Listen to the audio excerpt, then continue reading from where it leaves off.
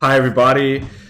This is the second episode of Arena Talk, and today we're gonna be having two of our guests with my co-host down below. Tag. We have Matt. We have OJ. Uh, yeah, I am a streamer.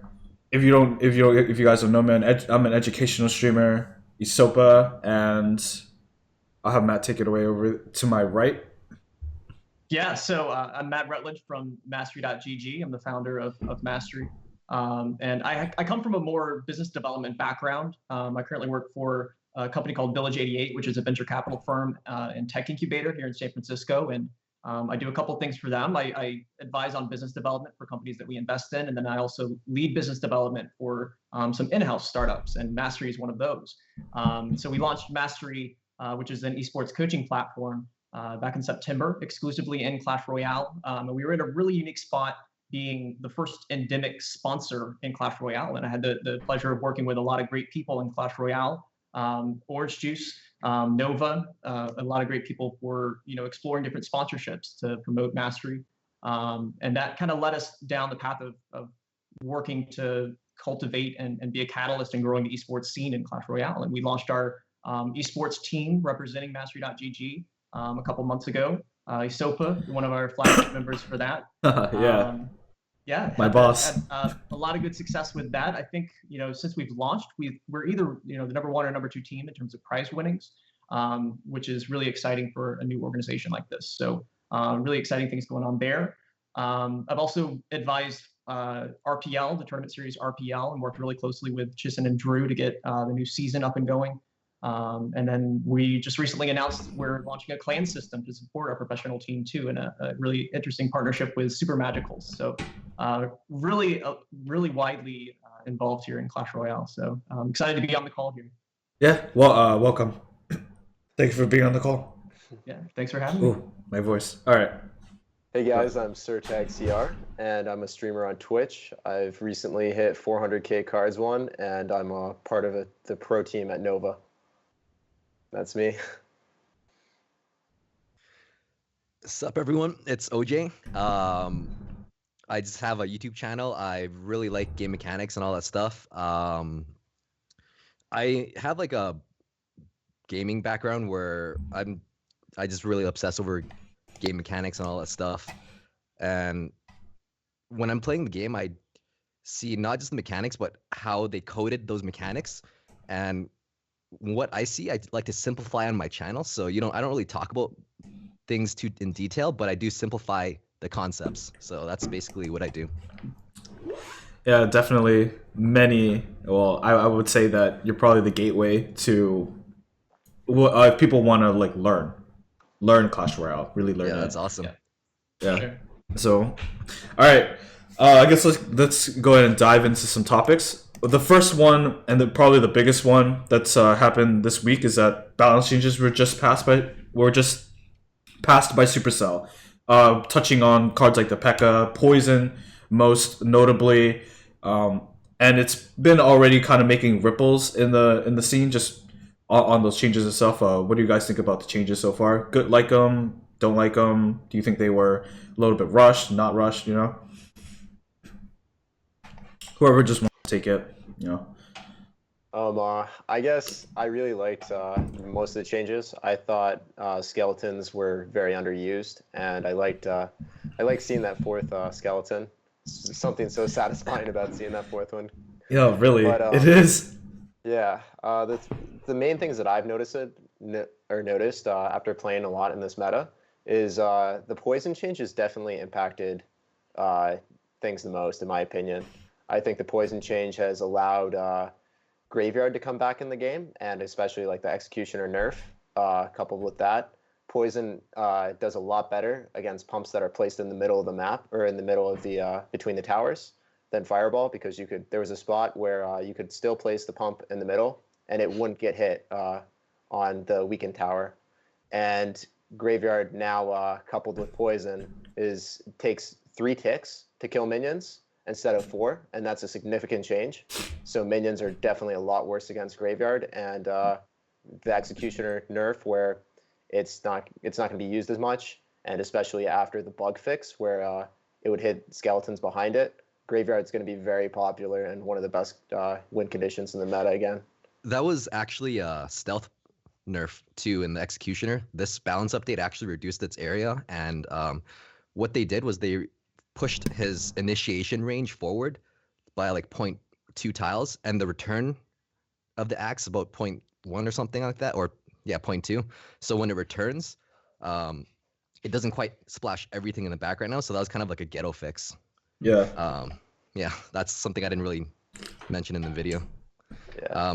Going to the skeletons, I think that was really, really cool how they added +1.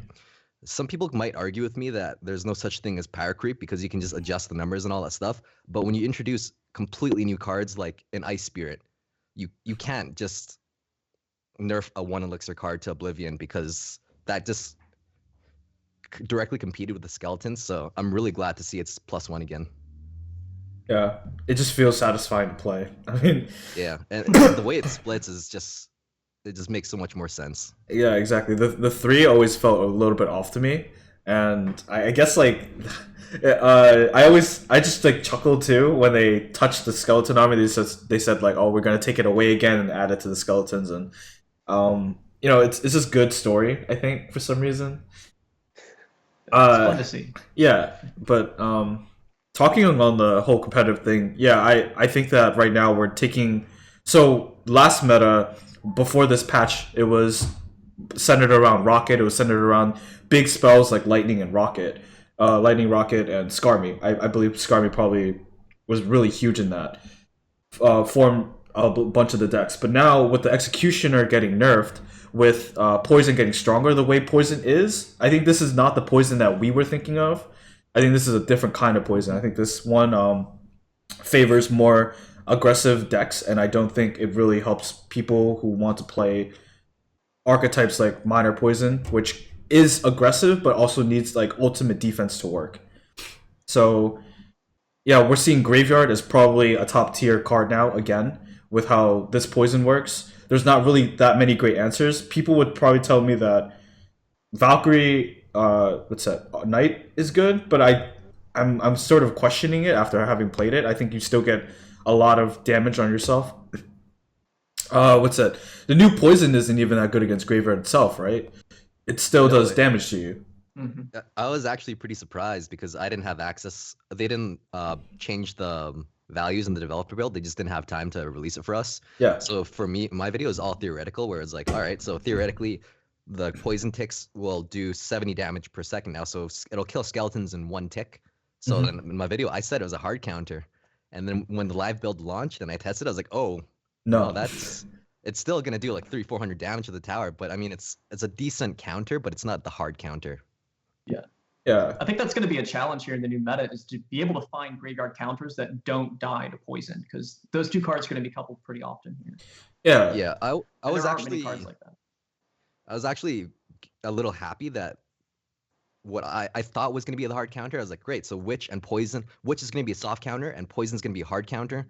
Graveyard needs to be a gimmick card, and it needs to stay where it is. It should not be where it is with all the RNG. Mm-hmm. Yeah. That's oh my god, it's such a sore point for me. It's like the fact that like I felt like just Graveyard itself was in a place where last meta was, I think, perfect for it. If you used it with Freeze, it was good, and you could catch people off guard. I thought that was exactly what Graveyard should have been. And then we come back here, where now it's super strong, doesn't have very many answers, is like, people will probably like, I don't know about you guys, but when I'm in a voice call with playing in a competitive game, and we're like watching our teammate use Graveyard, we're literally yelling RNG, RNG, RNG, trying to like get as much damage out of this Graveyard as possible, and that's like, it doesn't feel good for me. It doesn't feel like this one part of the game is not really competitive, but at the same time, it's affecting everything competitively. Yeah. I mean, It's like, yeah.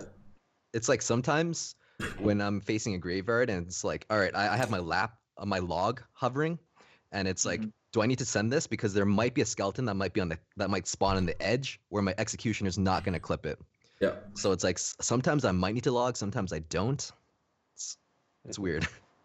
Yeah, it's not consistent. It's just not known.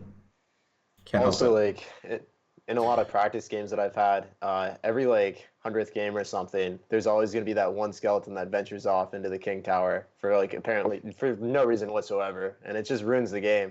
It's like I was playing Lucifer and we were trying to practice, and it happened like twice to him. It was just didn't make sense to me, and it's really frustrating to just be reminded of that constantly, or even have it happen in a competitive match. But also like going on to other changes that I think other things that are going to be impacted in the meta, you're going to see a lot less Skarmy. At least right now, you're not seeing a lot of Skarmy because so many people are using Poison. I don't know if Poison is going to shift out of the meta because I don't think it's that great. But as a result of not seeing as much Skarmy, you're going to be seeing a lot of. I think Three Musketeers is actually really strong right now because Poison is going to be used, which isn't very good defensively. The Three Musketeers kind of just walk out of them or walk out of it, and then there's not much Skarmy. So having those two things happen, it really opened the door for Three Musketeers, and top players like Esley are having a lot of success with that right now. Yeah. Oh my god. I've like there's like gonna be a tier list out really soon, I'm sure, by a ton of players, just like what is good right now. And it's gonna be Graveyard, Lava Hound, Three Musketeers, these cards that really benefit from poison being strong right now instead of like the really big spells. An unsung card that we kind of just glossed over that I think a lot of people are also experimenting with. How do you guys feel about the P.E.K.K.A? With its deploy time being at 1 second now instead of 3? I mean, to like put that into perspective, it's like like the P.E.K.K.A had the same deploy time as a golem, but now has the same deploy time as like a giant. So yeah. It's a lot more scary, but I haven't messed around with it a ton. I've played against it on ladder, and I was able to draw it with an ice golem all the way. Like they put it in one lane, I drew it all the way back to their other tower. Like it followed the ice golem and went back to the other side of their king tower. It was kind of ridiculous, or not king tower, but the other tower. I think it's too easily distracted still, honestly, to justify it. I don't really know. I also think when you're placing a 7 elixir troop down, it's a pretty big investment, and you got to be able to safely drop a pump, and waiting until double elixir and having a significant elixir lead. I think pump isn't very strong right now because of it's risky whenever you're dropping a pump because of graveyard. So I don't know. I don't know how strong anything like that's going to be. Besides Lava Hound, I think Lava Hound Bloom's going to come back. Yeah. I think with P.E.K.K.A deploy time, you're compromising 1.4 elixir just by not having it in the back for as long. But I think it's a nice compromise because it can defend against a giant a little bit more effectively, I guess, like in emergency situations if you need to. So there's that. Yeah, that's a good point. I think the sense that I'm getting from my teammates, at least, is that P.E.K.K.A isn't really that popular right now, but it could definitely be viable down the line if something like Giant Poison becomes part of the meta, and then it's a hard counter to Giant. But that really is the only feasible option, at least at this stage. I personally like what Supercell did. They added a change to it that made people look at P.E.K.K.A, but it didn't do anything to P.E.K.K.A really. Right after the whole balance changes, I went on to challenges ladder and just saw people running P.E.K.K.A everything just to try it out. It probably gave them a ton of data on the card itself, but no one was touching P.E.K.K.A because it was really distracted. But they didn't change anything to the whole problem of P.E.K.K.A. They just made her more like, here, maybe she becomes good now. Try her out, but it didn't break her. It didn't do anything. Yeah. All right, I think we talked. Is there anything else you guys want to talk about the balance changes on? Is there anything else that's like striking to you? The witch, we could talk about the witch, but I still feel like she's still the same. I don't know. Maybe she'll come in as like a real graveyard counter. I don't know. I do like that she can one-shot skeletons now, so there's that, but... Yeah, that wasn't... she still has a bunch of problems, I feel. Like her main problem was that she's 5 elixir, but she never gets value in the same way. Like, I'm pretty sure a musketeer would get by far and away more value than her, but still being one or less elixir, and not even like being like splash damage or anything. Yeah, she honestly feels like a 4 elixir card. Yeah, Like even a musketeer has more value than her, and it's 1 less elixir. But how do you guys feel about the Dark Prince? It's like plus 5% health. It's again another cringe. yeah. They're trying to make it viable. I don't see it very often. I saw it on ladder a few times when Lupanji was running the Dark Prince Balloon Rage Golem deck, but it seemed gimmicky. Didn't really seem like a deck that was going to stay in the meta as like something that's going to change the meta. It didn't really seem very good. Exactly. And then like Lupanji took it out and just put it in the Executioner, and then it was like, it makes sense. That's exactly what happens to the Dark Prince. They gave it health, which was his problem. Its problem is that it's not a prince. The prince like outshines it. With 1 elixir, you get a card that has so much more pressure. With the Dark Prince, I think like thematically they just want it to be its counterpart. They want it to be less damage, more like cheaper, but with the area of attack. What actually happens though is that because of its lack of health, with its lack of threat, it just becomes a non-card, or it just doesn't really have that same sort of oomph to it. So you just don't ever see it, and when you do see it, it's not a big of a problem. It feels like a witch kind of, except the witch doesn't really have that counterpart. Yeah. Mm-hmm. I think all of this conversation. Go ahead, Yari. Oh no, go ahead with the conversation. I was going to take it a little bit of a different direction. I think that all this conversation about balance updates brings up a good point here, which is that Clash Royale, if you compare it to other games out there, changes so rapidly, right? You have new cards coming out all the time. You have balance changes constantly. And I think that, at least from a team owner's perspective, like if we're going to build a team that's going to be dominant for a long period of time, we need to be able to create an environment where our players are able to learn more efficiently than anybody else in the game, because learning is the only sustainable advantage that you're going to have in a competition. And that includes, practicing as soon as the new meta comes out, understanding exactly what the new cards do and how they can be used, being the first ones to discover those things, because that's going to be the edge that you have in a competition, is to bring things people have never seen before, or to be prepared for things that have already been out there for a while and bring a counter or something like that. So I think when we start talking about, from a team's perspective, all this balance change talk to me just kind of reinforces that, it's on the onus for the team to create that type of environment for the players where they're able to learn really, really efficiently. Absolutely. You can't. I mean, yeah, you definitely can't be at the top if you're gonna keep relying on your old tactics over and over again.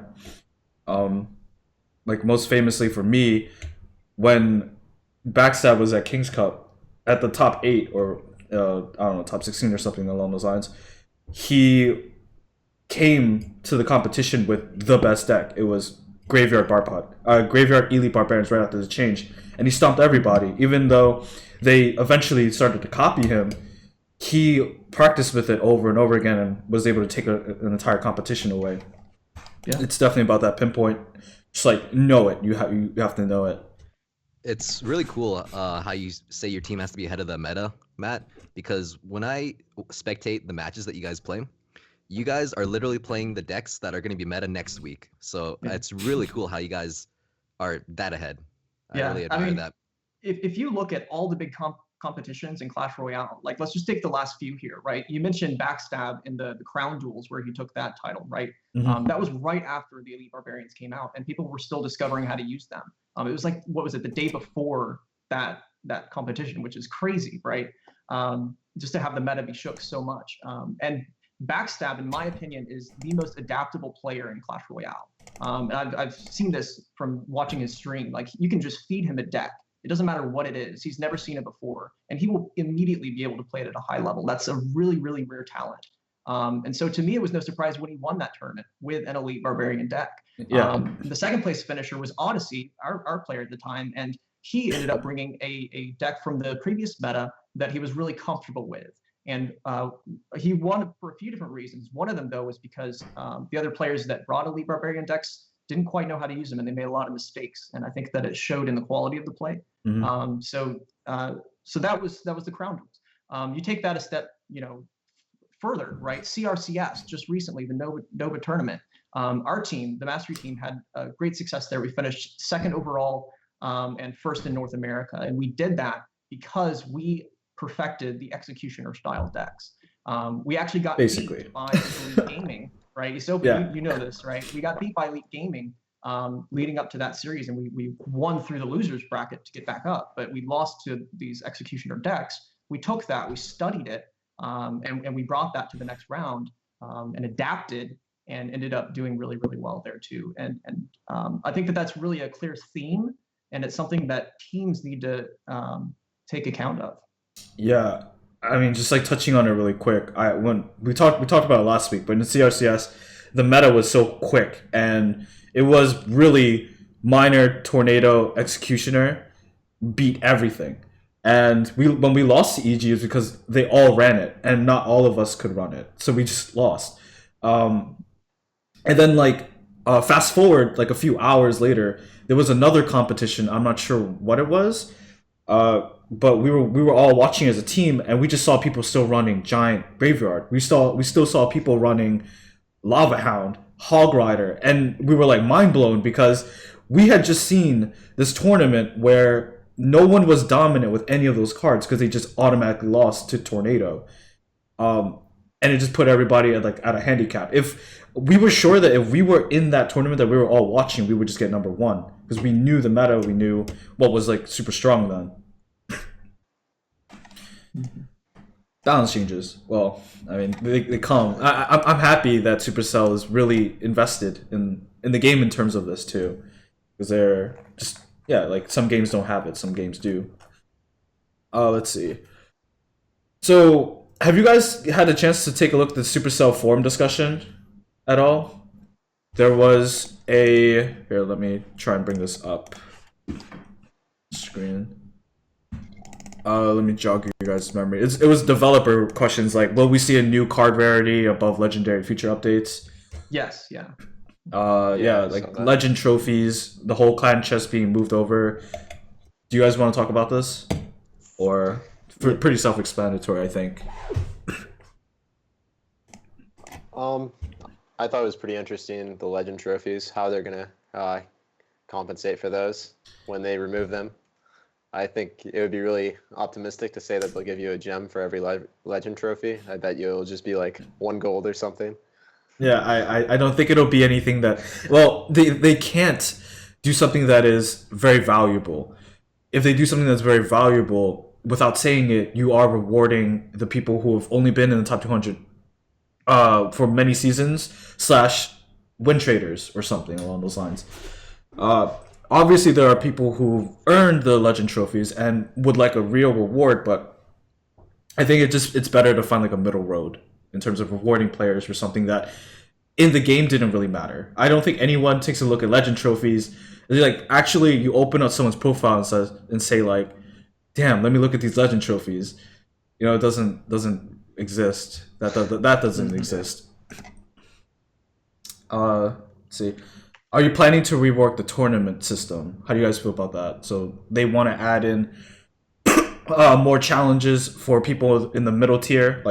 They say that challenges right now, grand challenges, are being played by the top tier players, and it's really hard for new or even intermediate players to get into it because it seems like the wall is so high. I noticed that even in grand challenges, it's all of my opponents now, all 12 matches, I'll be matched with someone with between 50 and 400,000 cards now, and there's no one else less in grand challenges anymore. Yeah.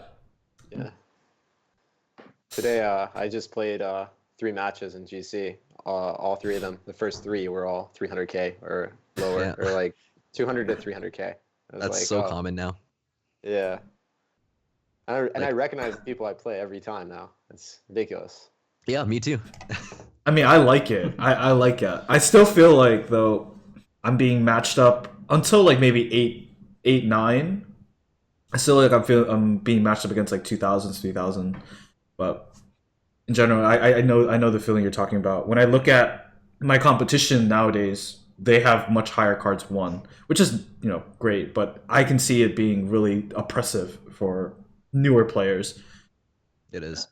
I think that speaks to a really interesting point about Supercell. One of the biggest takeaways that I had from that statement was the way that Tim and Supercell is kind of thinking about what changes they make to the game, right? It's really easy for us in this call and people that are on the intense competitive level that we are to kind of stay in this bubble of what we think needs to happen in the game, but we make up just a fraction of a percent of the users of Clash Royale, right? Yeah. And for Supercell, it's a real challenge. I think it's probably their biggest challenge right now, and especially with eSport, is balancing the needs of us, the hyper competitive 0.001% of their user base that are trying to drive this eSport, with the majority of their players that are casual players, right? And so tournaments, for example, like obviously we're all about these tournaments, right?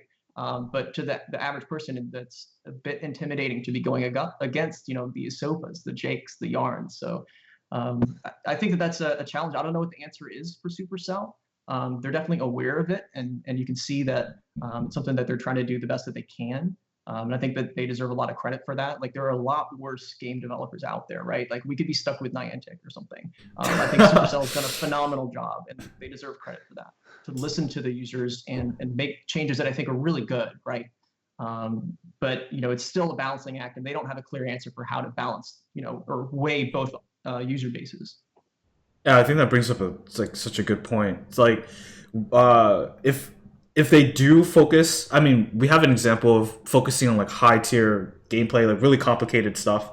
Like, I think Dota has a reputation for just being this really complicated game for people to get into, and really for the competitive players, if you want this kind of game to just soak yourself in, this could be it too, right? We could have developers that do that, but I think it does shun a lot of a whole nother player base, right?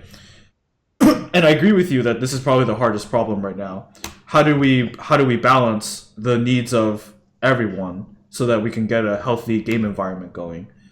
Yeah. They're kind of doing that. Yeah. That was actually something I was gonna bring up too. That was very well said, Matt. That's exactly the problem. We do represent like a fraction of a percent. So especially when they do all these balance changes, like as much as I bring up Graveyard RNG, it doesn't affect players like around the 3,000 range as much as it does when it's like, let's say I'm facing Esopa. Then that's when it really matters. I'm not using Graveyard. No, I will. I'm gonna use whatever wins. Sure. Yeah. It's I try to whenever I bring up a point, I try to keep that in mind too. 'Cause I know that the people who watch just Clash content in general are not going to be the players who spend a ton of time on it. This game, at the end of the day, is a mobile game, but for most people, it is a mobile game. For others, it is what they're putting a lot of their time into, and then just it creates this kind of difference. It's hard to help everyone on either spectrum of it. And just to wrap up kind of my point, at least on this topic, is that I think that that's all the more reason for people like us to continue to work together to grow the esports scene, because it's already a grassroots movement, right? Like these community tournaments that are coming up, nobody's paying them to do these things, right? No, they're not. Some may be able to get sponsors here and there, but this is all just for the passion of competitive Clash Royale. So I'm always open to fielding conversations with people that want to further and develop and cultivate that scene. Yeah. Going back to like the average player, I think in-game tournaments have kind of been ruined for a lot of average players as well, or just like the normal people that play Clash Royale that don't just grind it 24/7. Because now there's no such thing as like a day-long tournament. So what about all those clans that aren't necessarily on at the same time, on all the time? Like, what happens when they want to have like a clan tournament and like have everyone participate and play matches against each other? I think like having that day-long tournament really benefited them, and it helped like having their whole clan be involved and just like a lot of their friends. I think that the day longs are really great. There's a flip side to it too. Like if you host like a 100-player day-long tournament, I've had moments where I'm searching for like an hour and no one's gonna match up with me just because I'm searching at 4 a.m. Yeah. But I do see your point where like if you host a 1,000-player tournament, then you will find a match, and I really loved that aspect of it.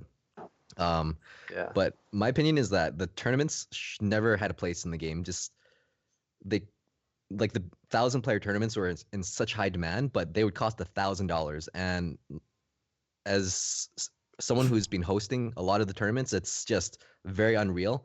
And let's say I'll get like 10,000 people that want to join. I can only fit like one because I can only spend $1,000. And then now that it's $100, nobody even wants to do that because the prizes just are so small. But you could argue that they had to reduce the prizes just because of the black market. So there's that. Yeah. But they and I mean, going off on that, like they reduce the prizes.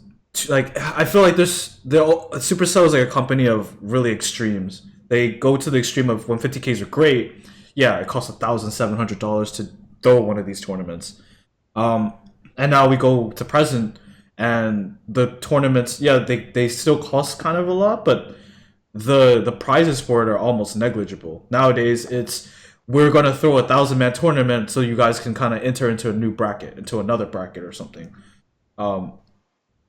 And I don't know. Is there a way for them to keep that competitive aspect of the custom tournaments while giving out relatively good offers? I don't think this offer is good at all. I think if you've ever gotten first in a 1 hour 1,000-man tournament, the prizes are really bad actually. It's one grand challenge. I'd rather play the grand challenge instead. That's because that's guaranteed. That's Yeah. a lot easier. And you don't have you don't even have to what's it? Just keep playing. Grand challenges you can wait. I think you get more out of grand challenge chest if anything, Like right? 200 more or something. Yeah, You get more yeah. gold or something. Yeah, you get more gold. I mean, how do you guys feel about that? Is there anything that you see that you can maybe do for 15K? It doesn't have to especially be like a 15K like of old or anything. I don't think that's ever going to come back. Yeah, just going back to like if you make them longer, I don't really like the in-game qualifiers for brackets being 15K 1 hour long. If you lose a game or two, you're not gonna get I've seen like bracket tournaments to like get into them. You have to be number one in the 1,000-man tournament. You lose one game, you're not gonna get it. And then I just rather have it just be 2 hours, 3 hours, something longer. It's a lot more fun for me that way. And I guess just I've heard from a lot of other people that they rather see that as well. I don't really see it ever coming back to a competitive way of getting cards anymore. I think it's just unreasonable for people to spend $1,700 to host a tournament unless you're AY or Brent Chong. But yeah. Yeah. I mean, so I think the last one, like, how do you plan on developing clans further? They just kind of talk about, we like the whole clan aspect for Clash of Clans. The whole clan wars made it sticky. It kept the scene alive for a little bit. And they're kind of asking for Clash Royale. I think Clash Royale could do with clan changes, but it's not needed right now. I can't, I don't think about the game and think, damn, my clan is kind of like the whole clan system sucks or something. I think it's good for what it is, especially for being a mobile game. Yeah, one thing that I think is a really unique aspect of Clash Royale, it's different from really a lot of other games out there, is that aspect of community and clans, right? This is a Clash of Clans universe thing, right? It's a clan system community. And that's really powerful in a few ways, right? Peer pressure. If you see someone in your clan that hasn't been playing, like, hey man, we need to get these trophies for our clan chest, gets people back on and playing more. But it also, brings with that a few challenges. Like, how do we keep everybody in the clan happy? What happens to clans that don't have activity? And there's like a few people that are in there just kind of holding it down. So unique challenges for Supercell. I think that they're still approaching it the way that they approach most things, which is experimentation, testing things out, seeing if it works, and then they'll come back to it. So it's something that is really only applicable for Clash Royale and Clash of Clans. So they're kind of like the only ones, driving Yeah. features and stuff that are clan based. I think Vainglory has some of that, but I think that they've done okay. There's obviously things that they could do better. But I like their policy of experimenting with features, testing what works and what doesn't. Because I mean, as an entrepreneur, that's what I'm all about. Yeah, I think so too. It's probably kind of best how they're going about it right now. I don't see how they could do it better in terms of a design, not a just like an improvement standpoint. Especially considering that they have so few employees, I think they're just kind of pushing it right now. It's fine, totally fine. I only see like one potential feature that I would like to see implemented like as soon as possible, and that would be I saw it on Reddit, seeing a best season and a last season ranking for each clan. I think that would give people a lot more incentive to push their trophies, and it's not necessarily like giving a prize for season finish. It's just for show, and I think it would just only complement the player profile. It makes sense. I do like that idea, but then I can also see a negative aspect to that, where players who are top 200, who, let's say I'm sitting at 5,500 trophies, clans are going to want to buy me to have me sit in their clan, kind of squat. So they're going to have like players who are going to like transfer squatters, It's kind of like win trading, but trophy squatting. Trophy trading. Yeah. No, I could see that. I do like the aspect of that. Mm-hmm. Yeah, I mean we're already kind of seeing it with top clans and with their sponsored accounts.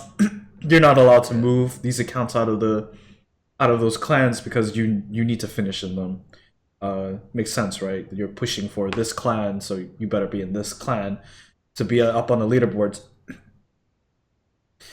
So let's go ahead and move on to the whole next section, and let's talk about like competitive Clash Royale again, and kind of touch on base like with Matt, with him owning a team, being a venture capitalist like manager, and then we could talk with like OJ about how he kind of feels about the competitive scene too as a content creator in YouTube, which is different. I think getting all of the viewpoints is great for a game, especially like you've already heard a lot of my points as a competitive player myself in the scene and from Jake, but getting more from other people, I think you guys would like to hear it. So, I guess like we could start with Matt. Matt, how do you feel about the whole scene as it is right now? You call it a grassroots movement. Like, what does that really mean? Yeah, so we launched our team 2 months ago, about 2 months ago, and we did that for a few reasons. Like there's the company's reasons of like, hey, that'd be great if we could have a team represent us, exposure and whatnot. But the main reason that we did it, and why I've personally been spending so much time into it, because let's be honest, esports teams are not profitable investments. It's hard. It's really hard to make it profitable. It takes a lot of passion to do something like this too, and that was a big part of it. Is I'm hyper competitive. I like this type of thing. And another part of that is I really saw the vision for what this esport could become.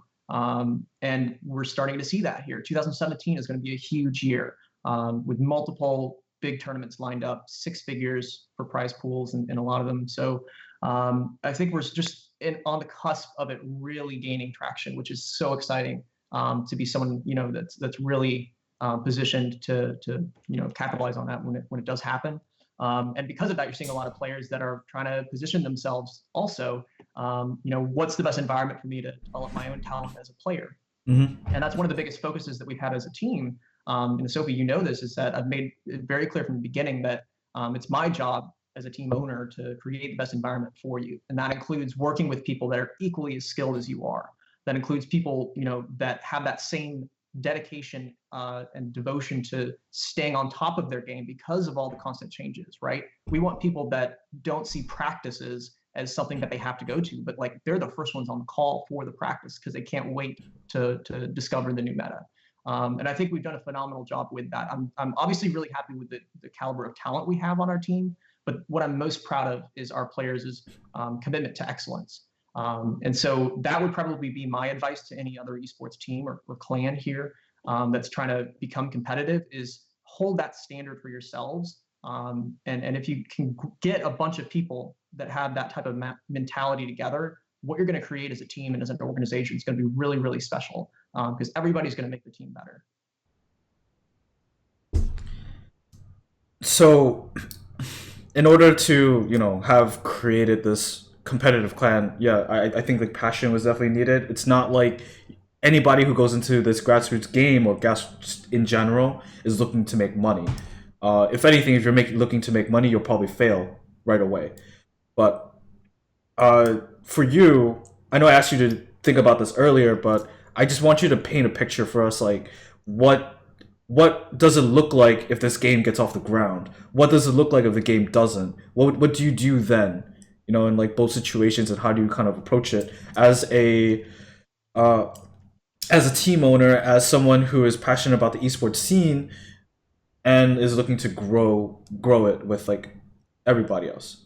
Sure. So that's obviously a really big question. So I have a lot of thoughts on it. I'll try to touch on a few things that I think are really interesting to make this, an interesting conversation here. So first of all, there's no other esport that's like Clash Royale, right? It's an individual competition, but that takes a lot of elements of a MOBA in that you drive down lanes, hit towers, but then it's also a card-based game. So there are things that Supercell is going to pull from in other esports, like Hearthstone, like any MOBA, Vainglory. But they're going to pick the pieces that are most applicable to them and then create like that as where they're going to end up with an esport, assuming that they do, and I hope that they will continue down this path. With that said, though, it's still not quite clear to me what the future of the esport is. I know that Supercell has a real focus on individual competitions. The ones that they've personally been behind have really highlighted the individual players and their stories. With the CRNAO winners, they did these little biographies of who the players are and shot that out on YouTube. And part of that is because of it makes it more engaging. It's more relatable, right? Any type of like reality show, even like take American Idol. People watch American Idol or watched American Idol for singing, obviously, but they connected mostly with the story behind the performers. Yeah. And that's true also in sports, right? Like how many people watch the Super Bowl, right? You did that because, some people like football, but a lot of people that don't like football still watch it because they wanted to see Tom Brady go out there, get the title. So I think that Supercell will probably take it in the individual competitive direction and highlight stories of the players like that. So what does that mean for the esports team or the esports clan? It means that you're going to have to adopt a lot of the same strategies to some extent of other individual esport, esports. Things like Super Smash Brothers, fighting game communities, where you don't have a team. These esports organizations go out and sign top players to represent them. Mm-hmm. So that could be one route that we may take. But at the same time, like let's say that they push, team-based tournaments. Almost all the community, things that we've created have been team-based competitions, clan-based competitions. And again, there's a huge social aspect to Clash Royale. Maybe they do take it the clan or the team route, and that really changes it because then you talk about cohesiveness of the team. You need people that work well together, and that is from a team owner's perspective a totally different direction as far as how do I build this roster. In terms of other things outside of the way that teams should be built to match the format of the esport, you talk about things like venture capital money coming into the scene, right? I think that if you look at how a lot of esports got started, it's always been a grassroots movement, right? It wasn't until 4 years ago really that it started to become more legitimate, and that you had these external sponsors coming in with money. And League of Legends. Yeah. And just recently, you have a lot of sports franchises coming in, which is really exciting to see, right? Mm-hmm. One of the biggest reasons why sports franchises, like the investment groups behind the Sacramento Kings or all these different organizations, the reason why they go into esports, yes, it's a sport, and so they kind of get that, mm-hmm. but they also already have all the channels established for production of jerseys, merchandise, all these different things. Like how do we sponsorships? Like how do we get sponsors for our team? They already have all these processes set up for their traditional sports franchise, and that's something that they're able to adapt to esports very easily. So that's something that I would certainly expect to see. What I would expect to see first are the established esports organizations coming into Clash Royale. You see that a little bit already with Team Liquid. I know a lot more are interested in kind of seeing if the esport is going to take off, if the infrastructure will be there to support an esport. That I think is going to be the next thing, though, are these established esports franchises coming in, and then after that, you're going to see that taken to the next level, and how can we monetize it? Monetization is the biggest, it's the Achilles heel of esports. If you compare it to any other sport, I saw a great report by Newzoo, one of the esports data companies out there, and traditional sports like basketball have something like $40 per fan as a value for fans, basically. So the average fan of a basketball team spends $40 a year, on their team. Esports is just minuscule. It's like $2 or $3, and that's the biggest problem for teams. Is like, how do we monetize all these eyeballs that we have? And there are a lot. So that's something that the industry needs to sort out, and I don't have an answer for that. So, so a lot of different topics there. I hope I made that a little bit interesting, though. No, that was really interesting. I mean, like we all know that the views are here, especially after looking at WCL. Like I know that Supercell was also watching that too. The views are here. It's just like, how do we transfer that into something that is profitable and that will grow the scene? How many views were for WCL? I just know that, like, for the Spanish channels, it was above 70K, 100, something like along those lines, right? Am I getting? I've like forgot. Yeah. It was multiple people streaming too. It was like Alvaro, it was Koji-san, and just like those places themselves had insane viewership. On Twitch, I think like for the English channels we got 400. Which isn't a lot, but I think that the whole Clash Royale Twitch community isn't that big right now. Yeah. Oh my god. I think YouTube's a little bit bigger for at least this. Yeah. The mobile industry just happens so fast. If you look at pure numbers here, I'm sorry if I'm boring anyone that's watching, but the gaming, correct me if I'm wrong, but I think it's like 100 billion for the entire industry, and the mobile industry makes up a third of that. It's going larger and larger every year. It's gonna eventually overtake PC gaming. I think it already did. Oh, yeah. I mean, I'm not sure, but I think it did.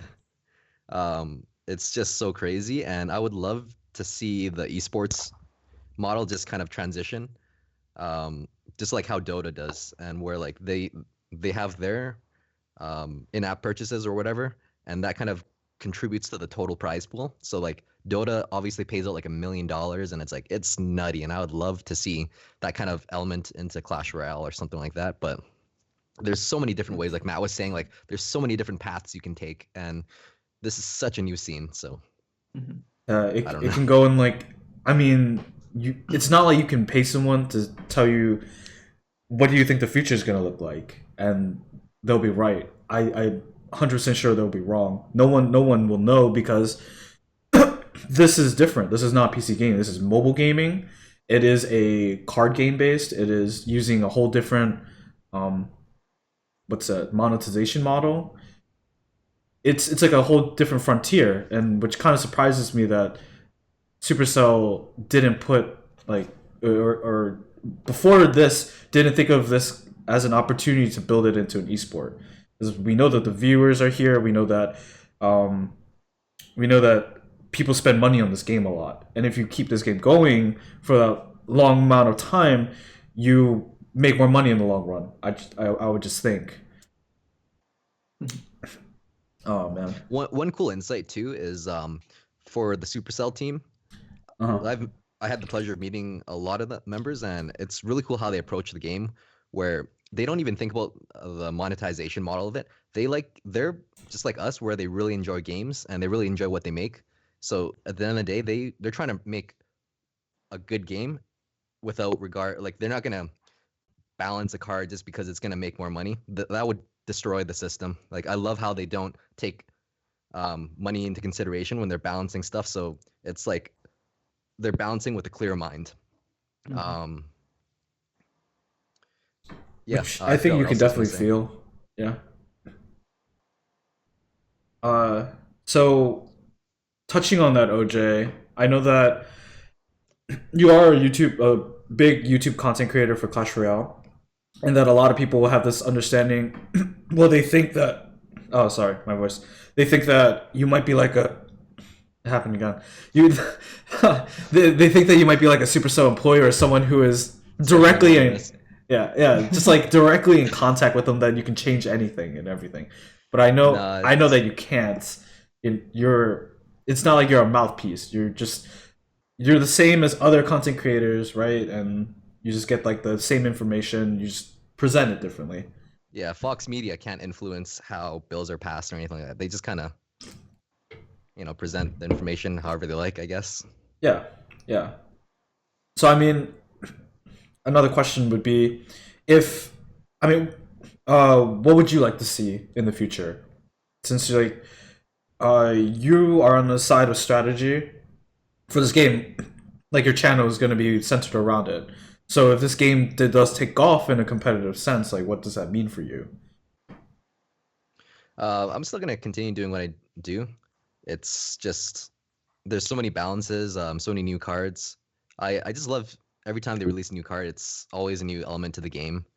Um, I I know that they, like Matt was saying, how they are really focused on making a great game for the majority of players, and we represent a fraction of that percentage. So it's really hard to say. Fair enough. Fair enough. Let's see.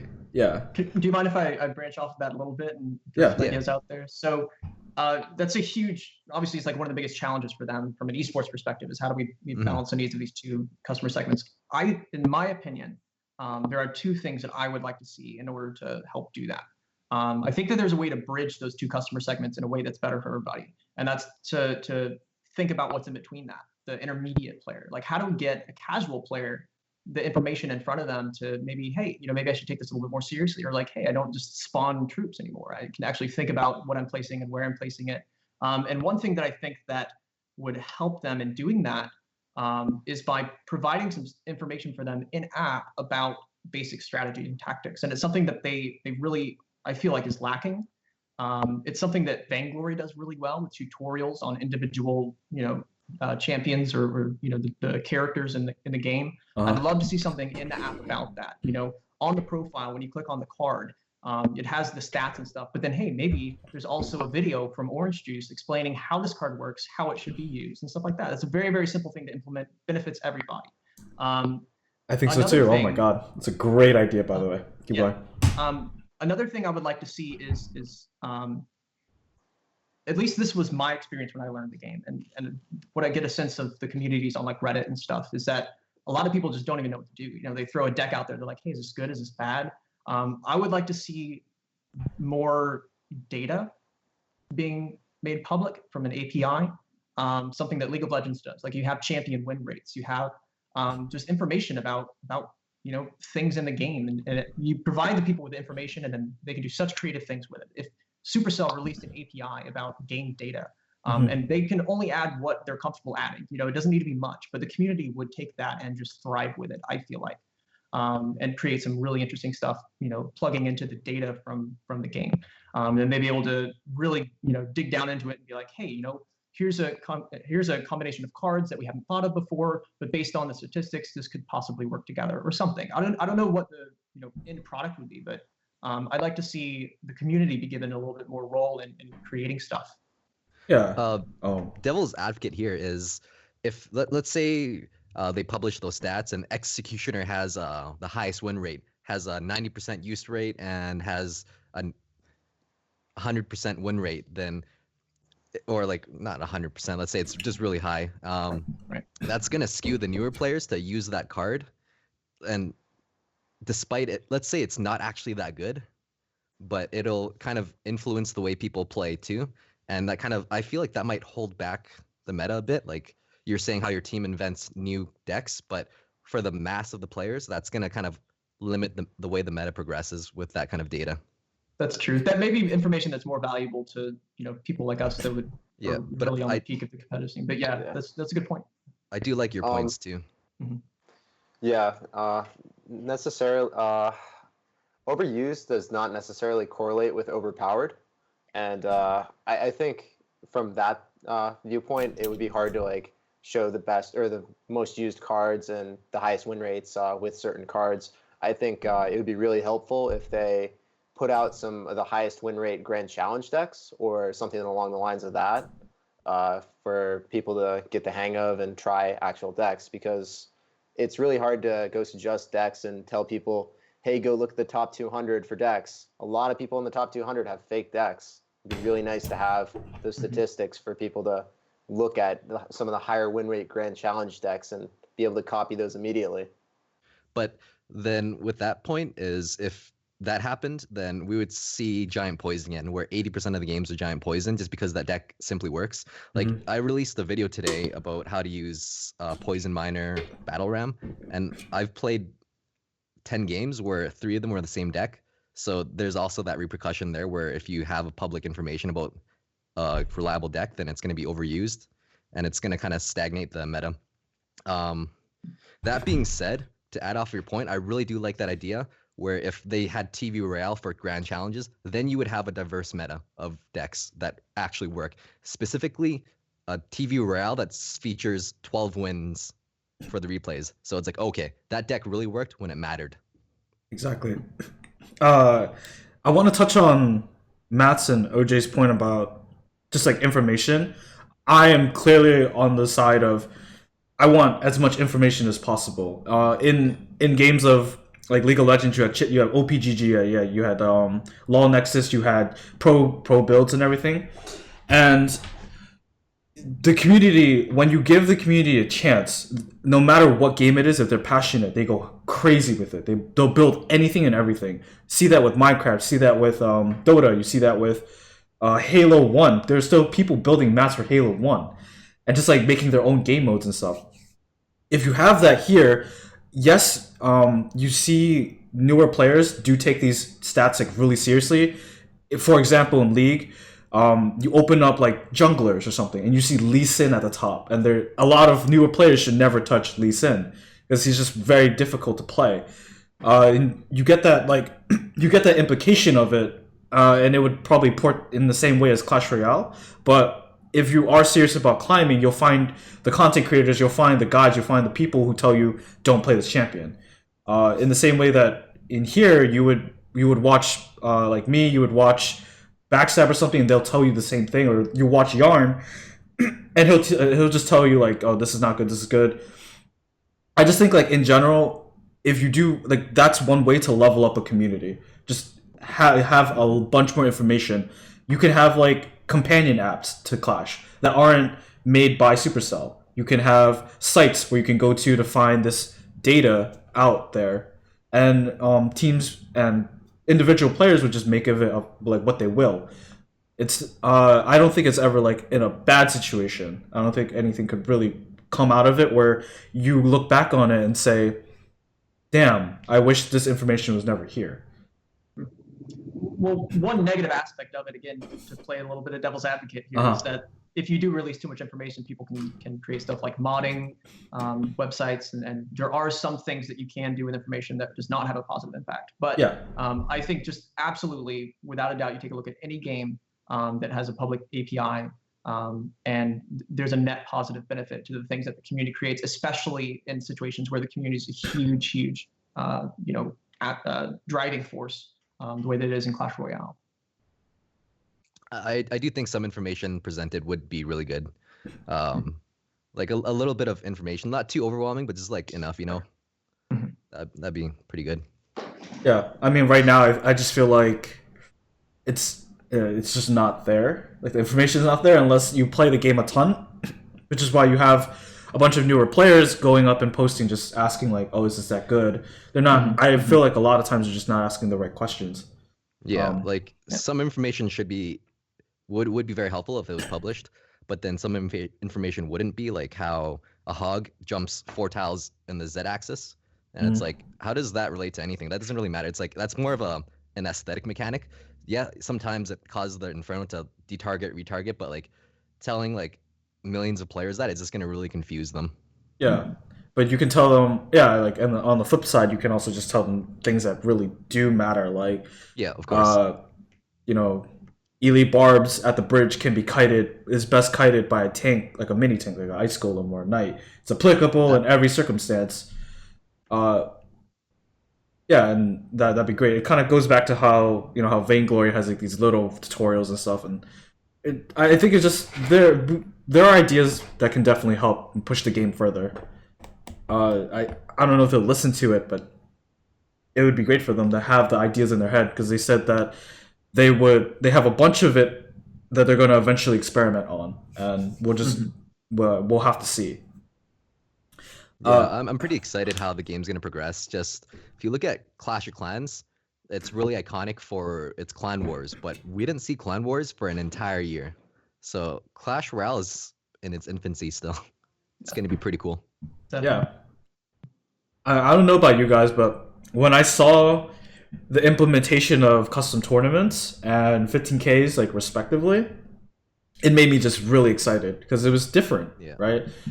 With these draft challenges, with these double elixir challenges, they're all unique, and we haven't seen them. It's not like we're in a position just saying like, oh, we know everything at this point. We don't know nothing. We have no idea, and everything that will come out will make us just more excited, more happy, more inclined to play the game, which is just great overall for the scene.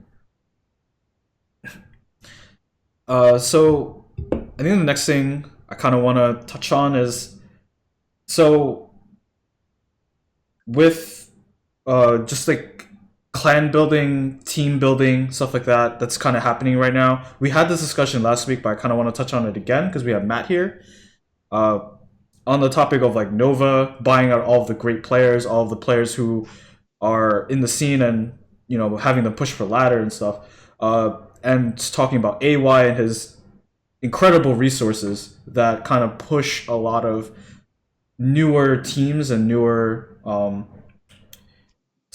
people who want to build a competitive environment for themselves. Like, how do you approach picking like your players? How do you approach that? Like, do you want skilled players? Do you want players that are mature? How does that kind of look like for you? Yeah, so I would give you an answer that's very different from probably every other clan out there.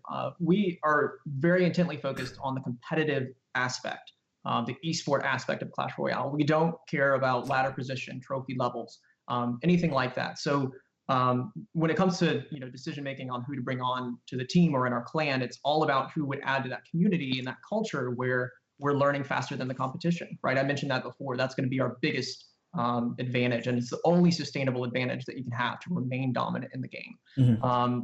When you start talking about how that differs from other organizations, Nova specifically, I mean, that's an extreme example, right? Yeah. Because even before they started with, you know, the esports teams, they had these max accounts, and that's a very, very different side of the game. I think it's definitely, you know, starting to become a monopoly, or at least, you know, it seems like they're starting to aggregate all of these max accounts, and so you see them all the time on the leaderboards, which is very, very unique. And one impact of that is that they get a lot of eyeballs because of it.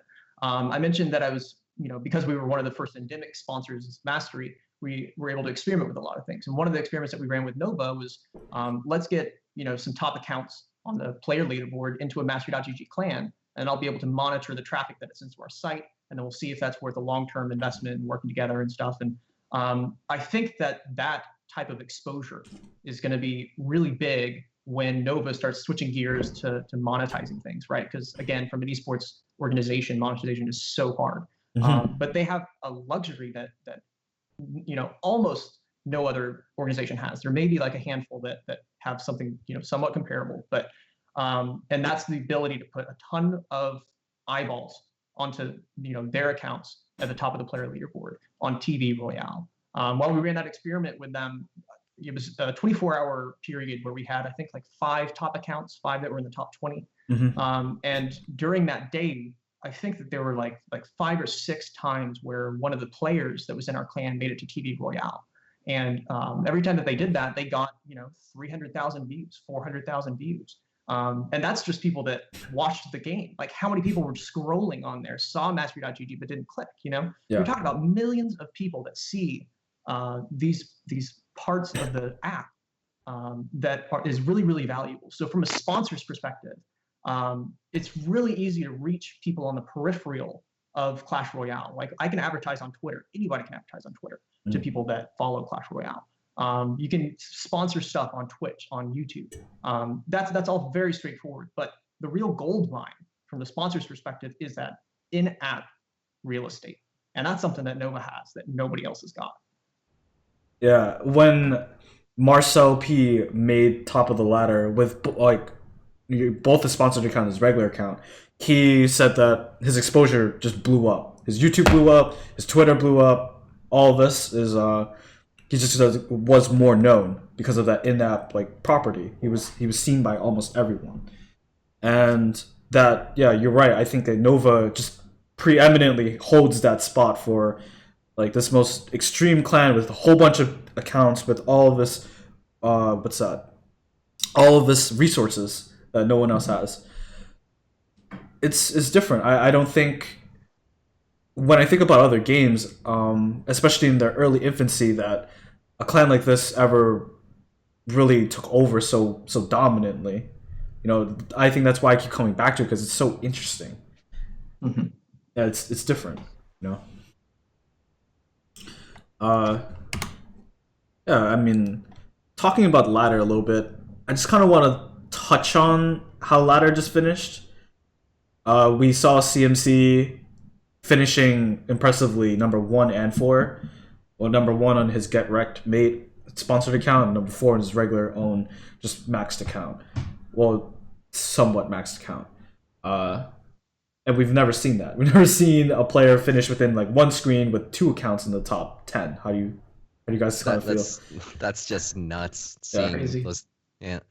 You'll see other players like Pompeo or Marcel, where they will always be top 200, but they're not consistently there all the time. It could be time commitment issues too. Maybe CMQ had a lot of time. I mean, a lot of time. he's probably had both devices actually just playing one game. Because the amount of work for that is actually really a lot. And considering that it was end of season 2, where all of the good players are playing, it's not like every game it's easy. Every game was really hard.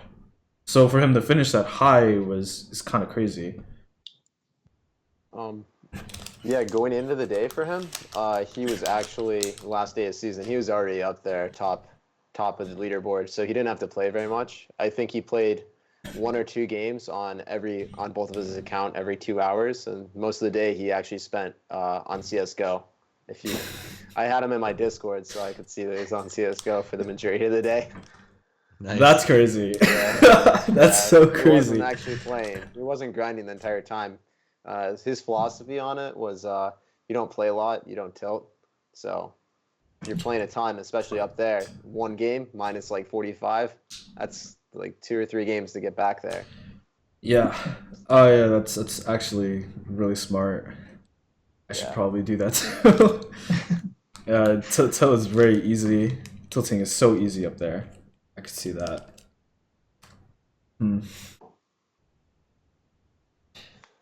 All right. So, I mean, is there anything else that you guys are burning to talk about? Anything else? We talked about ladder, talked about the balance changes, forum discussions, venture capitalism, the competitive esports scene, what it can be, what eventually we would like it to look like. I think content creation.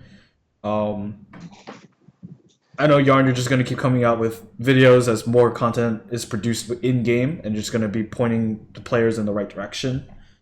Is there anything different that's going to happen? Are you looking to do anything that's, something else in the future? Yeah, I have a few ideas, but I'm not sure if I'm gonna do it yet, so I don't want to hold Oh, myself to commit to all that. True. With all the work that you already have. Yeah. This has been in the back of my head for a while, but how do you guys feel about the Baby Dragon's 3.5 range? It's Oh totally yeah, random, but we talked about this like we totally forgot about that. Yeah. Most famously, I mean, well, not famously, but most known, the whole Reddit post on him being able to target a furnace outside of range of the both towers. That's actually really big. That's actually a big change. that's so game changing. Yeah, I but hate the furnace. we still don't see the baby dragon Yeah. being played. I started seeing it a little bit more. There's that Reddit deck with Golem, Baby Dragon, Ice Spirit Skeletons, where someone posted they got 12 wins. And I Cool. see that occasionally in the grand challenges. It's not bad. Yeah. You'll still see old school Golem, Baby Dragon, Archers, Mega Minion, Pump, Lightning, Log. You'll see that deck a bit on ladder. Octay still uses it. I still use it sometimes. It's still relevant, but it's not used extremely. I think it's a really niche card, and I don't really see it being implemented in a lot of control decks or anything. I think it's gonna. I've seen it having the most success with the Golem. As if Golem increases in popularity, I definitely see Baby Dragon being implemented a lot. But I think it just stays with the Golem. Honestly, that's about it. Do you know the exact origin of that deck? I I've been don't. wondering that for a while because it started appearing in what, Shanghai, or is it ESWC? ESWC. ESWC, yeah. It was like right after the whole giant poison nerf, and then people started running tanks, so people started running Golem Lightning, and that's where because everybody understood that when poison was nerfed, Fireball becomes strong, and then they started going toward Lightning when so tanks got bigger. Lightning was just better with tanks, and then you had this whole thing with Barb Hut and CRNAO and Hog Rider decks. I think that's where it kind of came from, and ESWC sort of happened right after that, or around that time. So I think that's where it kind of came, and a lot of people favor it on ladder, especially top max ladder, because epics up there are level 8, and a lot of people don't have it, so it becomes super strong. In general, I think that's where it kind of came from. I'm assuming, not like anyone has a patent to that. That's pretty cool to see the history of that. I was wondering that myself. It's kind of popped out of nowhere, and everyone started using it. It's nuts. Yeah, it's strong. One topic I think that we haven't still touched on is WCL, right? Like it is one of the biggest not in game, one of the biggest sort of tournaments that's happened in the past few weeks. The prize pool ended up being $10,000, even though they didn't say it in the beginning, which kind of sucks for a lot of players because most of them just did it for the fun. Build a team. If no one knows, WCL stands for World Clash League, and you build a team for your country. So if you're like France, right, you would build a team with French players, and then you would compete. So there's like this sense of pride to it.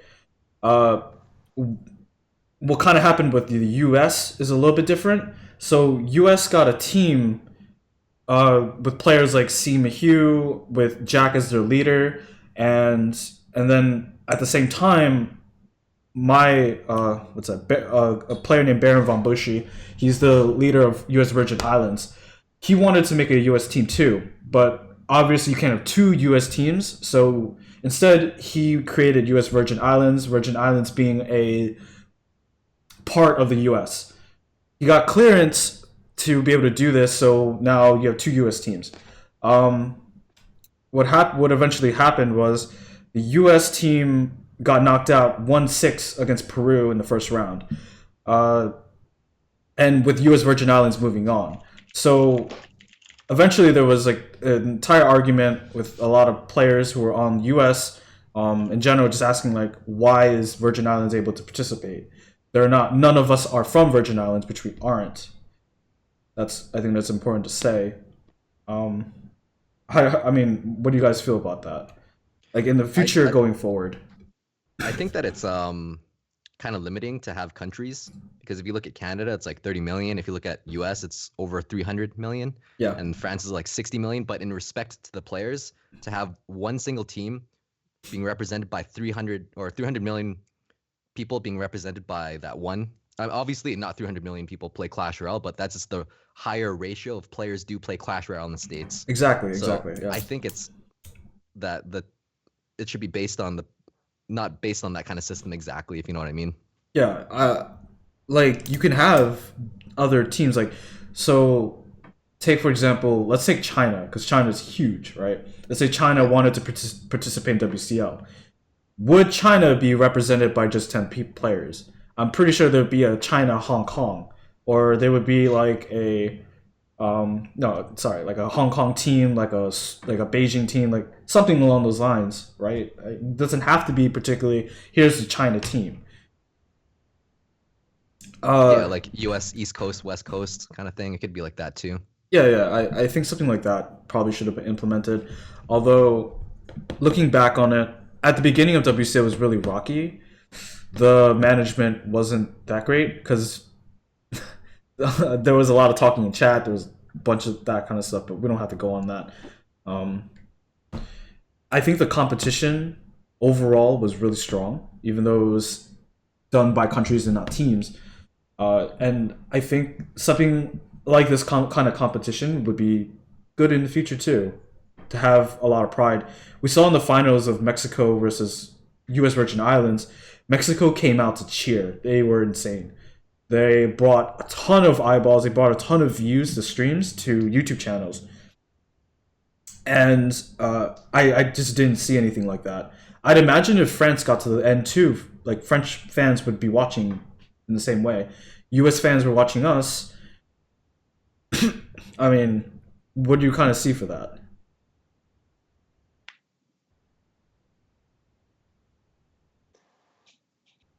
I think on the one hand, it'd be really interesting to see what the end eSport is going to look like. If you take it something like League of Legends, where they have servers, they have NA teams, they have EU teams. When they get to tournaments like Worlds, where everybody comes together, there's that same type of oh, this is my continent, or this is my country. Yeah. So that, I mean, to me, to see that type of reaction would be really interesting in a global world competition. In the esports. So we'll see if they end up dividing it up into regions like that.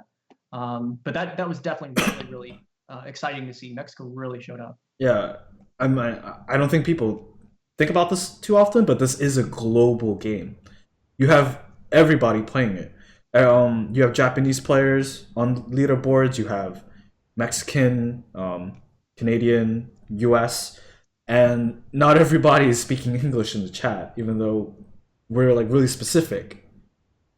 And this game is based in Finland. It's not like it's made here or anything. It's just I feel like there's this kind of bias toward everything is English, and you see all this content creation going toward it, but it's really not. Like there's this whole other aspect of this game that a lot of people are sort of ignoring right now. Mm-hmm.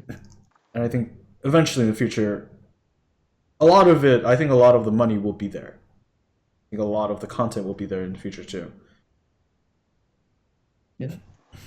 Going back to the start of WCL, a lot of people, or a lot of the top players, didn't actually want to get involved in it because there wasn't a determined or finalized prize pool. Mm-hmm. It was said that there would just be like a T-shirt or something. So the people that got the U.S. team were the first people that decided to just step up and take the team. It wasn't necessarily objectively the best players, or just the people that there wasn't really a great selection of who was supposed to be on every team.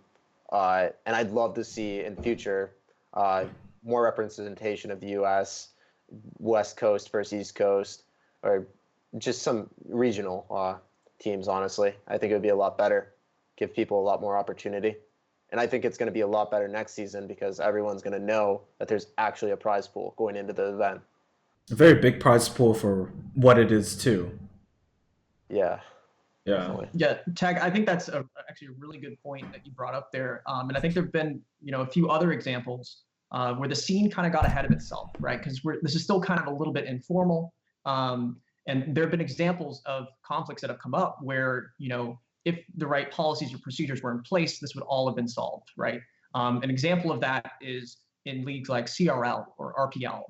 If a team or a clan dissolves at the end of the season, like who owns that spot in the 16 in CRL, right? Crucible Wrath. The clan, right? Yeah. This is, in my mind, very similar of a conversation. If this were like the Olympics, what type of policies and procedures would the Olympics, have to choose the players? It'd be very different from just giving control to one person and letting them put this team together. There would be trials. There would be, regional competitions, national competitions, and then you filter out, the best players at the top, and that would be your team. But in the absence of these types of procedures and policies, it's really gonna come down to, executive decisions, at least with stuff like CRL, Yeah. But I think that is a good problem to have, because that's a sign that the scene is growing very quickly. Yeah, even though the scene is new, it's not like you hold it to lesser standards than a scene that has been around for a long time, right? You compared it to Olympics. A lot of people would take a look at this and would say, "Wow, you're comparing this mobile game that doesn't even have like really any money or anything like that in it to the Olympics." Well, yes, you do. It's not like if you take anything seriously, you take anything passionately, you don't just flake it off because it isn't big.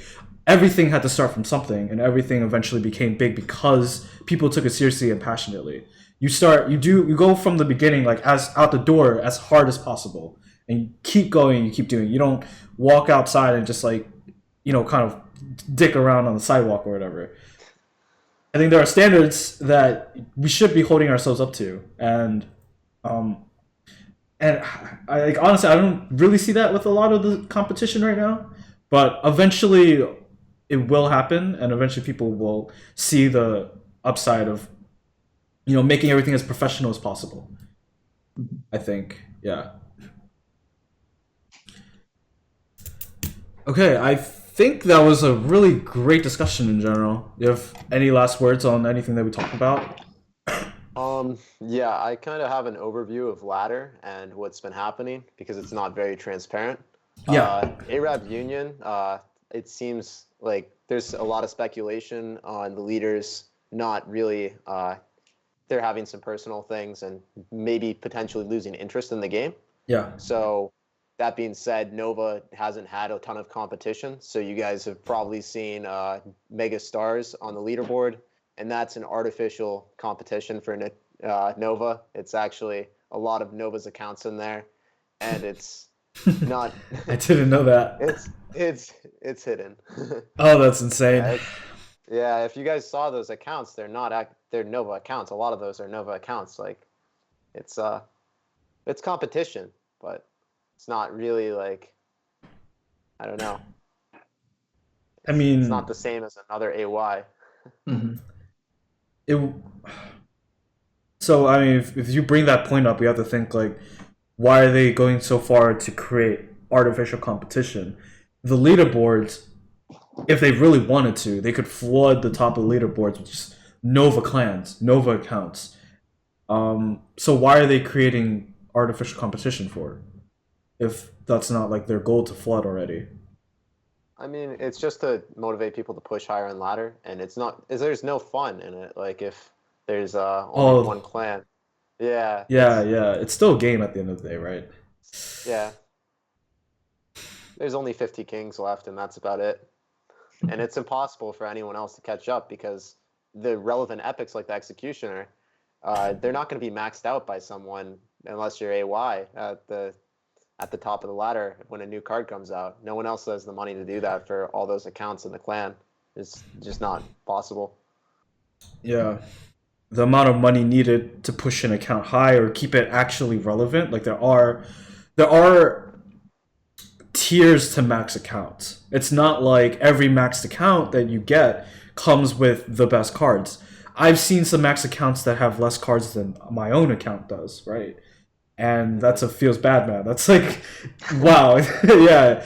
You might be 13, but you have a level 6 bowler? That doesn't make any sense. Yeah, I mean, that now that you bring up the point, that's kind of crazy that they would feel the need to do that. Yeah, that's something that no one would know unless they're actually pushing, or unless they're actually within the inner circle of whatever, whoever is like pulling the strings there. I wasn't sold the reasoning. It's too bad that they didn't have an executioner challenge. Just Oh people yeah, couldn't really farm it. Battle Ram. But then that the, being the said, battle going ram had a back challenge. to like what Matt said is those challenges I noticed during the second and third day, the last 2 days, was I would start seeing the same players over and over again, where it's like now you're representing a fraction of a fraction of a fraction of the player base. So does that challenge really make sense? I mean, I love it. I got my battle ram to level 9 and like really fast, and then I didn't have time to farm it any farther than that. But my Electro Wizard got to level 4. That's my first level 4 legendary, by the way. So I really loved how I didn't have to drop $10,000 to get a max or a level 4 Electro Wizard. But that going back to that, I'm like a decimal of a fraction of a percentage. Yeah, Decimal fraction. I like how I mix those terms. they're.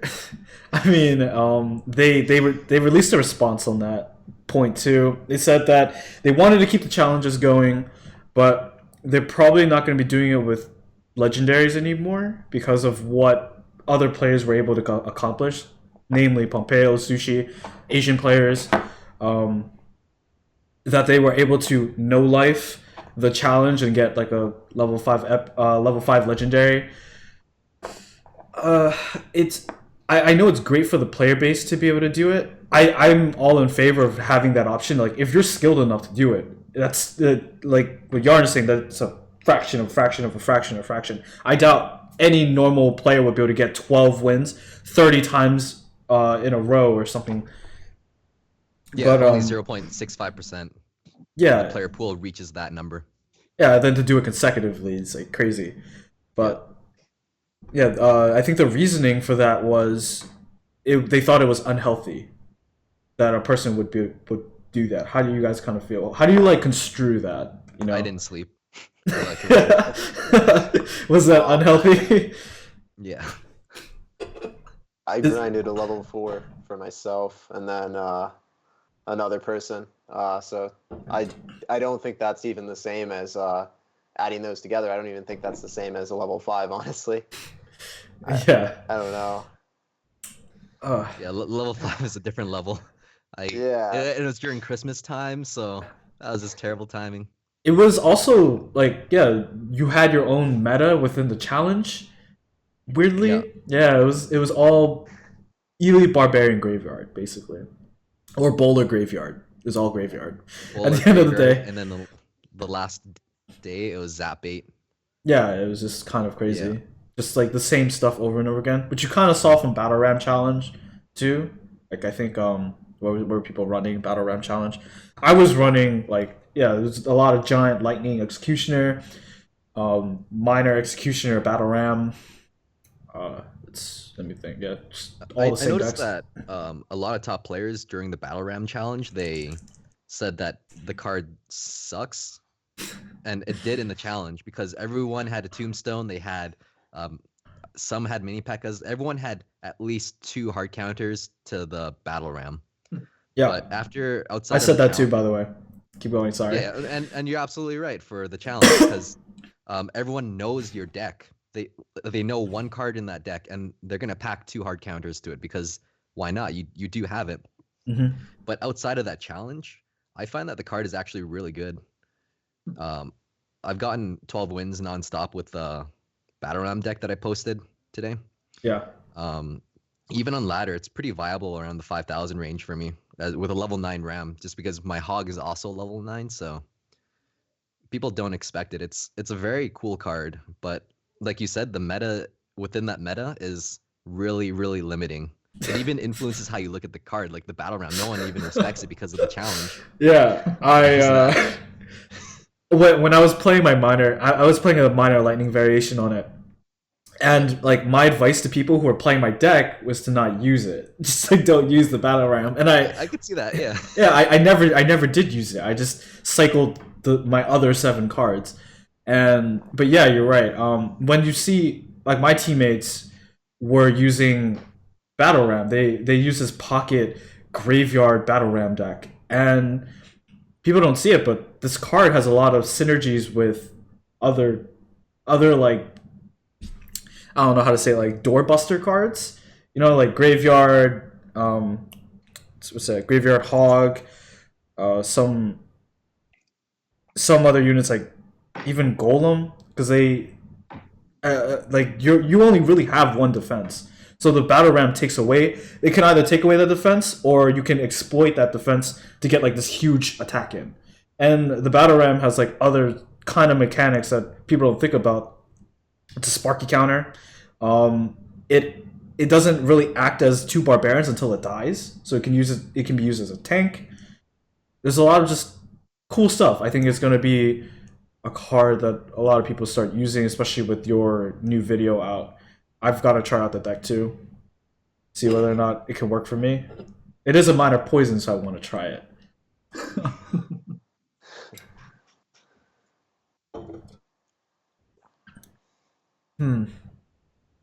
Yeah, I think we touched on.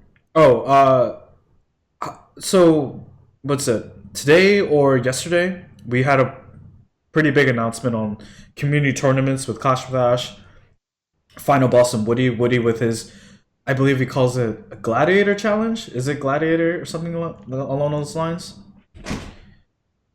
Have you guys been able to participate in it at all? Steal the crown. Oh, Steal the Crown. Yeah, that's what it's called. I think they're pretty cool. I'm not sure about it all being on Wednesday, but the fact that it's all created. Doesn't that coincide with the clan chest? I think so. Well, Yeah. I mean, the clan chest is going to get changed really soon. Do you have any plans to move clan chest to Monday, Wednesday to the weekend? So eventually it's going to move to the weekend, which will not coincide with it, but right now, it's going to be during the clan chest. Have you guys? The one that I'm kind of interested in is Woody's. They're all using this new application called PlexiChat, where you guys can like download it and then go to like their community tournaments.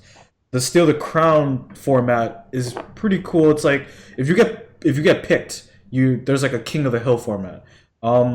More wins on your belt means more money for you. So there's like incentives for top players to play, and then there are incentives for players who want to prove themselves to also kind of join. I think it's a pretty good format. Yeah. I just don't really like that it's during weekdays when a lot of people are going to have schoolwork, or I don't think they're reliably going to always be able to do it on a Wednesday night. I think so too. Yeah, the Wednesday kind of feels really weird, really off. But you'd probably have to ask them to find out why they chose Wednesday. I would prefer the weekend or close to the weekend, maybe like Friday, Saturday. But they might just be busy then. Would you guys like participate in it at all, or see it as something that you would want to emulate? I'll participate in it, for sure. I think it's relatively. I think it would be kind of reasonable to get 3 wins in a row and get some money from it. I think that's reasonable for sure. Yeah, Yeah, like, I'm looking at it right now, and it's $25 for 3 wins. And then the top prize is 25 wins of $500. That's not bad. 25 wins is kind of crazy though, especially considering like the competition. I'm sure that when you look at this, a lot of top players will be wanting to play in it. I guess like the limitation is your time, right? 25 wins might seem in a row. Like how many times have you gotten what I think like two 12-win challenges, right? Can you do that against players who already know your deck, know who you are, and are watching you, right? Like, not just 12-win challenges, but 12-0. Yeah, 12-0. It's not, you can't lose. I think like that 500 there is really appealing because it looks like damn, let me get that 500. But They got some actuaries working on that right there. 'Cause yeah, that's some number manipulation. I would think that something along the lines of like 10 wins, maybe like $100 is really reasonable. I'm not sure if it's there. It yeah, might be. it's 10 for 100. Yeah. That sounds reasonable. But yeah, as funny as it sounds, as we're bashing like 25 wins, I really do love the format. It brings something Yeah. fresh to the community. So Yeah, I'm looking forward to watching it. it's something unique, and yeah, It I'm is. looking forward to watching it too. I'm sure they're gonna be like if there are. Can you guys imagine this if this were put into like a clan format too? Right? Just think about that for a second. Yeah. Steal the crown from like a clan. How many clans would participate in, and it's like you can rep it. You have like these formats too where they make money, and it's just kind of cool because you have fans, you have people watching who can like pick up their favorite players. I think it's a whole nother step. Maybe we'll see how successful this one is first. Yeah, it's exciting to see all these formats come out though, because it gives an opportunity to see a different variation of what an esport could potentially look like you're talking about Esopa, because at some point they're going to have to integrate esports into the app, right? Yeah. If it grows to that point, you see Vainglory doing it really, really well. They have a dedicated tab to their esport, and they can link all the competitions that are happening. Competitive streamers like watch this person on Twitch. I think that's coming for Clash Royale. We're not quite to that point where we want to start, pushing for those changes. We want to still go along that path of casual to intermediate to competitive, but Yeah. it's getting there. So definitely really excited to have some intriguing formats come about for that. Yeah. So like I think on the last point, so you talk about like a lot of in-app features, right? This is a mobile game, so the in-app is kind of limited. And when you have like a PC game, you have a PC client, right? There's a lot that you can fit in there, and there's like so much more room. Do you think eventually they're just not gonna have that room if they keep adding a whole bunch of new tabs, or do you think like no matter what they'll be able to find, if they really want it in there, they'll be able to implement the new feature? Well, they deleted TV Royale from the tab and they just added tournaments there. So there's always some sort of workaround in the UI. Yeah, I just like think that it's kind of small because I come from a background where like you have a whole bunch of global chats, you have rooms, you have the ability to go into different tabs, different match histories and stuff, and I don't quite see that here. But like if it would be great if they do it, and I obviously don't know quite yet, but. All right, let's see. So, do you guys have any shoutouts you want to make? We can start with like Tag and then OJ and then Matt. Sound good? But by the way, guys, whoever's watching, the Twitters, you can put in the @ like I'm at EsoStream. You want to follow us? Twitter's right below everybody's webcam. Check them out. They're all great community members, and they all work to further this game. So go ahead, take it away, Tag. All right, you guys can check me out streaming at SirTagSeer on Twitch, and you guys can follow me with the link below on Twitter. And you guys, I really appreciate Matt from Synergy for always helping me with my stream. I wouldn't have been able to stream without him, and John as well. Those are the two main people that I have a lot of respect for, and I appreciate all their help. That's it. OJ? Well, Orange Juice Gaming, you can YouTube me. But shout out to my boy Wings for consistently being on the top 200 ladder. Wings is so good. He's been playing like this giant Three Musketeer deck, and he wrecks with it. I can't do it either. I don't know like how he does it. It's like 4 Musketeers.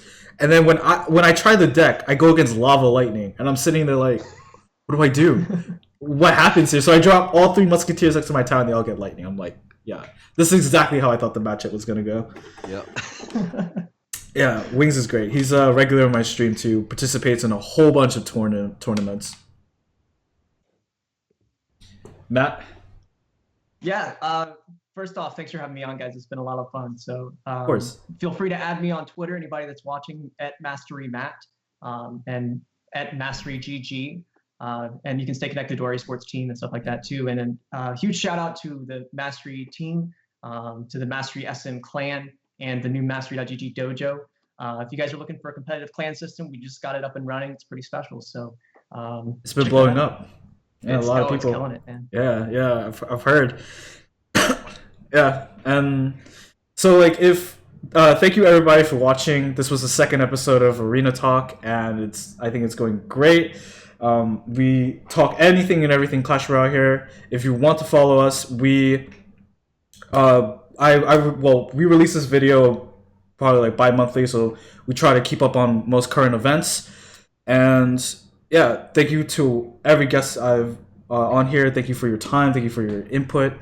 It's been very much appreciated. And yeah, so we'll see you on for the next Arena Talk. Thank you guys for watching.